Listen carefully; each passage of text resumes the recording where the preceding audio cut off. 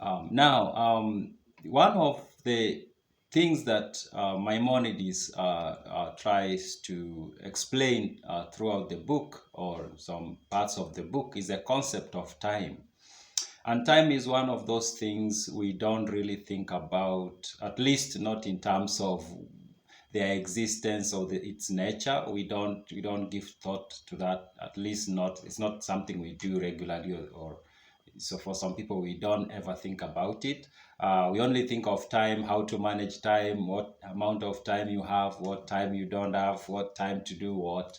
But we never ask ourselves what is time, or at least most of us never ask ourselves what is time. Maimonides, of many times in the book, comes back to the concept of time. And it occurred to me that the concept of time is very important, especially when you want to explain other critical concepts around our existence. And our existence, I mean, being humans here, and the earth being around, and the sun and the moon and the universe and everything.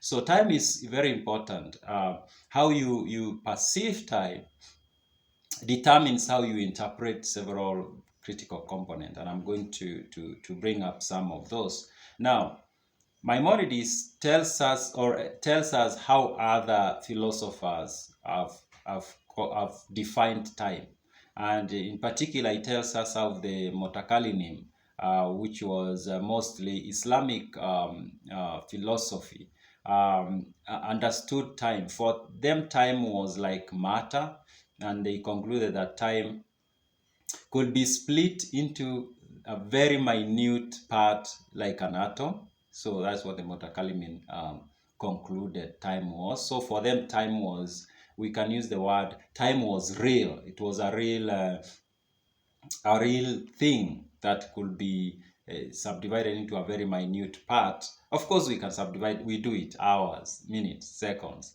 Yeah, but then they go on to that. If we continue like that, we at some point you are going to reach the smallest unit of time. And for them, that smallest unit is a real thing. That's what the Mutakallimim thought.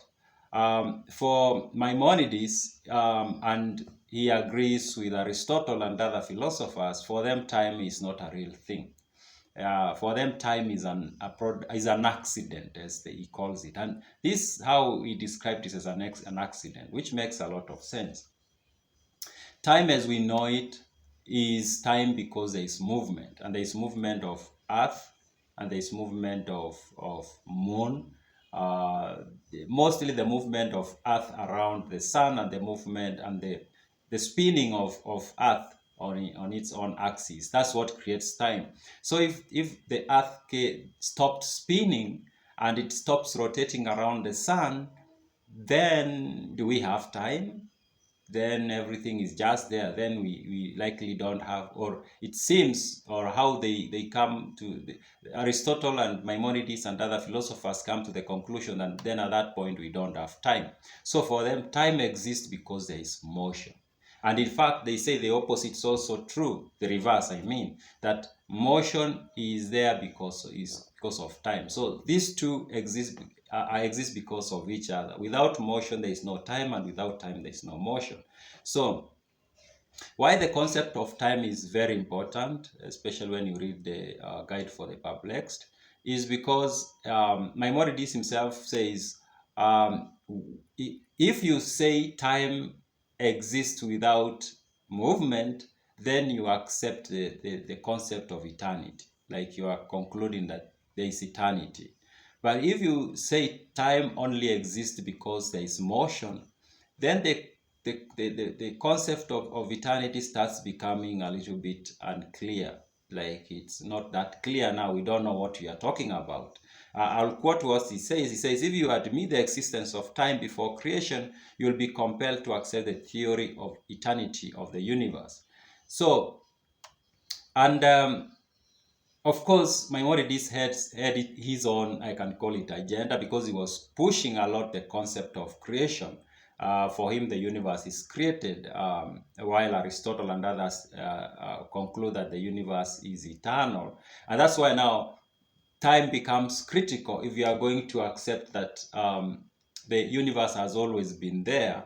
Then it can only be that there has always been time we can count, as long as, or even though that goes to infinity, of course, as long as there has been motion. But if there at some point the things in the universe were standstill, there was no movement, then we can say there was no time, and now we don't know what we are talking about. In fact, Maimonides tells us that when we talk of, even for those who believe in the idea of creation, he says when we talk of eternity, we are not talking of the time as we know it. We are talking about, yeah, it's time, but it's not really the time as we know it, or as we generally accept time to be. It's something else. Yeah, it's time, but it's something else. So this is the first book I read that forced me to focus more on what time is, and to really think about the concept of time.